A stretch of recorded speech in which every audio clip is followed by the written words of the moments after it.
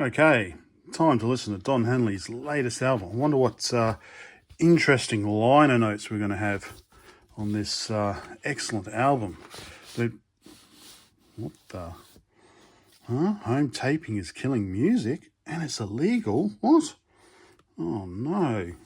You mean I can't copy this on the tape and listen to it in the car? Oh no. So this is from the 80s. That must mean the music industry is dead and gone. No more music. Oh no. 1984 this came out, so that means for almost 40 years there's been no music industry. Oh, shame. So this hopefully not too long video is maybe a quick story about how this innocent looking CD managed to brick my iMac. So this is my iMac G4 Rev A, as they would say. Came out early 2000s. I got this when I was living in Cambridge. So I remember I ordered it as soon as they announced it. When did I? 2001, 2002 maybe. Usual thing. I'm at home and then I get notification that the courier tried to deliver, but you weren't home. So, but somehow I managed to get a hold of him on his phone and I met him on a B road somewhere. So in the UK, you've got your motorways, your A roads and your B roads. Met him on a B road somewhere where he handed over this huge box that had my very first Mac and my very first computer I've ever bought with my own money. So still got it. Fortunately doesn't work because I haven't powered it on for a while. I think it might think it's 1970, which the Mac doesn't really like. Anyway, so in the early 2000s, you know, the music industry was basically very scared of people. Well, I guess we had Napster and all those sort of things already. So, you know, music industry is going to collapse and it's going to die because everyone's ripping music and downloading it. So the clever knobs in management thought that would be a good idea to add some copy protection onto audio CDs so that people who actually spent money would be disadvantaged. You know, before this we had SCUMS, serial copy music system for DAT and mini disc, and I think maybe the DCC as well, which meant that you can only make one digital copy. So you could copy this, well, maybe not this, but you could copy a normal CD onto a mini disc, but then you couldn't copy that mini disc onto another mini disc. Of course, there was ways around it. Anyway, so yeah, so as you can see, it will not play. Oh, there's me. Will not play on your PC or Mac. Okay, fair enough. Challenge accepted. So there were a few copy protection things around. One of them was introducing deliberate errors. So the way CDs work is that, you know, there is some error recovery possible, so that if you get scratches, you know, you can still, the CD is still playable to an extent. So that's a pretty shitty way of rewarding your fans, your honest consumers. But there are various other ways. So you notice on this CD, again, it says will not play, but there is no compact disc digital audio symbols on it because it doesn't conform to Redbook. So the way I believe this worked is, actually, let me grab another CD.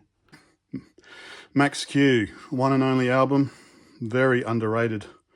This should have been more popular, but Michael Hutchence, awesome album. Anyway, we can see here, compact disc, digital audio, and it's also, you know, stamped on the CD itself. So the way that this wonderful scheme worked is that it had the normal audio session on it, but it had two data sessions. It had a normal one, and it had one that wasn't closed, so it was still left open. So most audio CDs, CD players should just ignore it, go straight to the audio, but computers will get confused. Hence the reason why it says will not play. Were ways around it. But why does this brick your iMac? Well, let me just go mobile. So here is the beautifully designed iMac G4. Brilliant, awesome design. There goes my son. And here is the CD DVD drive. Notice something? There is no eject button. So even if you open the tray, there are no physical eject buttons. There is no way to eject or force eject this thing. You've got to rely on the keyboard eject button, or a soft eject button in the menu on the software. So when you innocently stuck one of these CDs in, Finder didn't know what to do with it because of this unclosed data session. Actually, I've got one more thing to show you. So this is the whole reason. This is my second gen iPod with the original Firewire 400 port and the soft scroll wheel. So it wasn't a physical scroll wheel. Again, excellent design.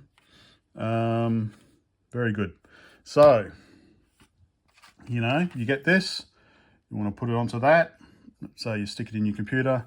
Problem is, Finder couldn't make head or tail of it because of this unclosed data session. And you couldn't eject it because, well, Finder. Finder is stuck. And Finder is basically the main kind of program on the Mac OS. You try and reboot it. Problem is, again, there's a data session. So the Mac tries to boot off this data session. And the computer just will not boot. It won't even get to open firmware, I believe. So the only way to fix it, basically, is to, heavy, dismantle it. So let me get set up again. I'll put my iPod away. Original case still, but unfortunately the clip broke off a long time ago.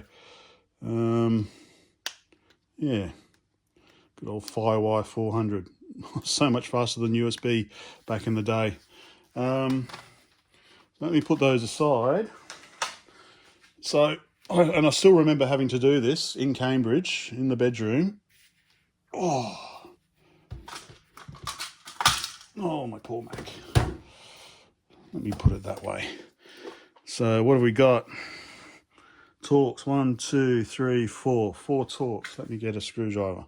Silly me. It's this Phillips head. So, okay. Apple were expecting people to have to... Just trying to think of how I pulled it apart back then. I didn't have all these fancy iFixit tools. So I need a smaller Phillips head. That will do. And then I need to find the bit that goes into this. Oh, this one will do. Here we go. So yeah, so I had to... So unfortunately I said this one... My poor iMac was working a few years ago, but because I haven't powered it on for so long, I think it's got itself thinking it's the 1970s, and so, yeah, not happy. There we go. Base plate is off. Relatively simple compared to modern Macs, I guess. Okay, so now we've got the airport card and we've got the RAM, so I've maxed this baby out. But we can skip over all that, I think, by going to these next. Okay, these are torques now. Okay. That fits. So I don't think... Yeah, I remember there was some of that kind of electrical, was it like aluminium or aluminum, as the Americans would say. I don't know. I don't think it's aluminium. It's that tape, that kind of metal tape for for earthing stuff. So I had to pull that off, I think, as well. Let's see. I think these screws come all the way out. Do they? Okay, getting there. Oh, long screws. Come on. Oh, got some of that blue kind of Loctite stuff. There we go. Pretty long screw. So just let me do the rest of these and I'll be back. Okay, those screws are off. Let's Now, how did this come out? Do I have to... If there's any screws under there? No, nothing under there. Do I just have to lever it out maybe? Or did this whole bottom come off? So you can see here as well, this is the fan vents. So it's a pretty good design. Apart from having no... Oh, here we go. Ah, okay. This whole plastic bit comes off. Oh, okay. Oh, okay, I can do with the clean in there. So what's coming off? It's going to turn into a iMac refurb as well, is it? Video. Okay. So something is stuck up there.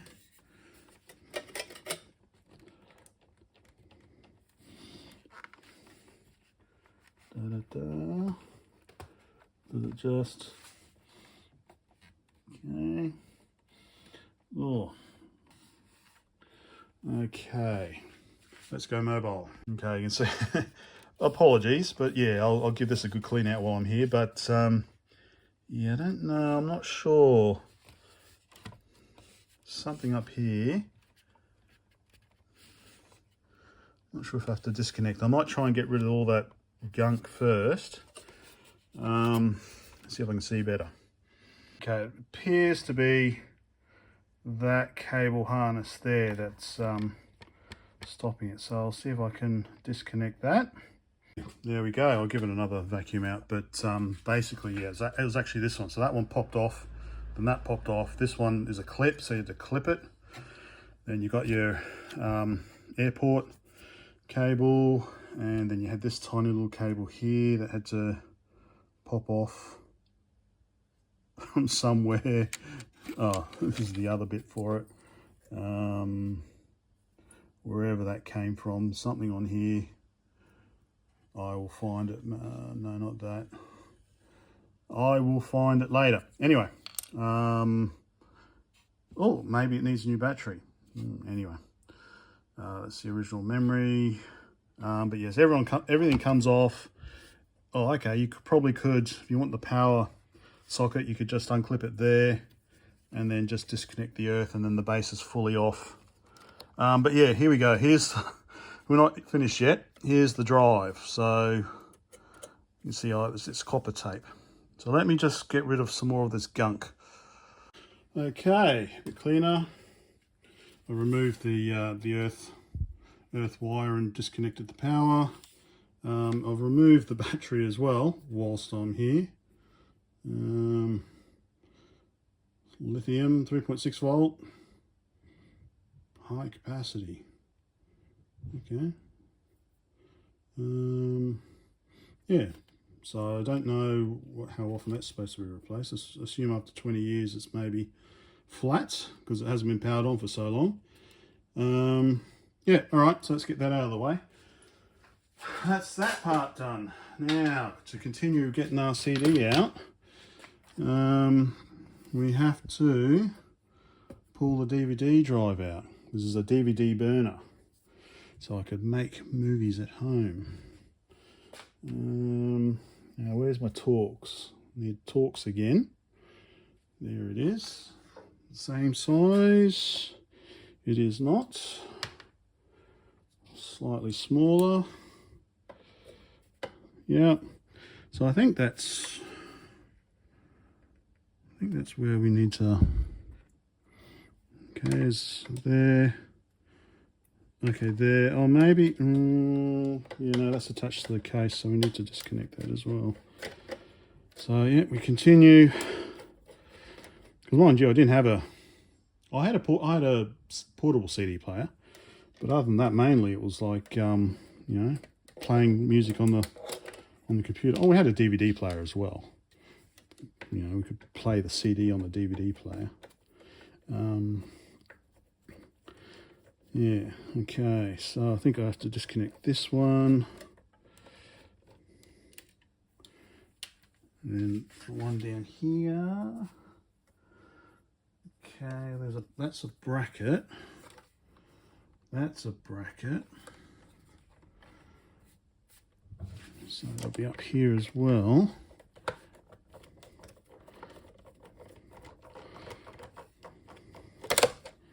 Okay. So that's that done. Okay, yep, that's coming out a little bit. Rotate it. Oh, how convenient's that. Two more down here. Man, this CD better be good. Pay good money for this, and this is what the music, this is how the music industry repays me.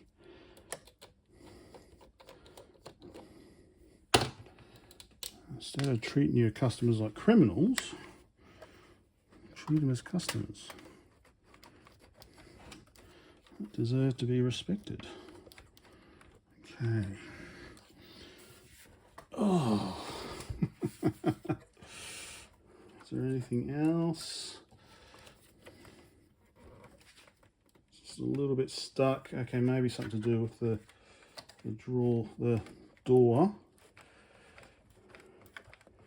And it's slowly coming out. Whoops. Okay, that's